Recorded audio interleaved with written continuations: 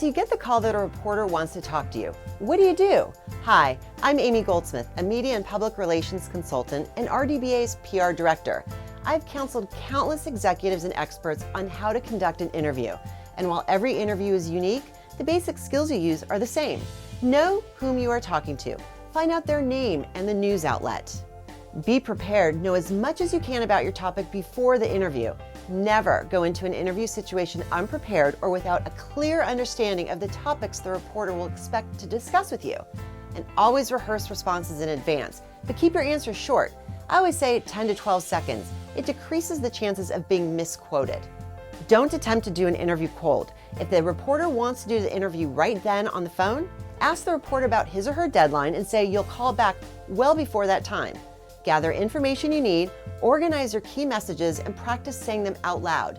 Then take a deep breath and call the reporter back.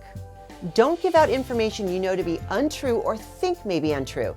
This could cause serious embarrassment to you and to the company if it's later discovered to be false. Don't be afraid to say, I don't know, but I'll check and get back to you.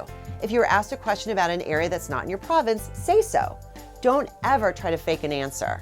Position yourself as an expert source. Make sure the reporter knows about your credentials and years of experience. Be accessible. Reporters are under constant deadline pressure, so return their calls promptly. Also, never leave a reporter hanging even if you're unable to answer the question. If you promise to return the call or get back to them with requested information, this must be done as promptly as possible. Remember, use your name. Use your organization's name whenever possible instead of generic pronouns such as we. Internal nicknames or unfamiliar acronyms are not appropriate either. Answer one question at a time. Interviewers have a tendency to fire numerous questions all in one breath. Indicate to the interviewer that several questions have been asked and that you'll respond to them one at a time. Don't be afraid to ask the interviewer to repeat a question. Don't go off the record. There is no such thing. Anticipate that anything you tell a reporter may wind up being printed or broadcast. If you don't want to read it or hear it, then don't say it.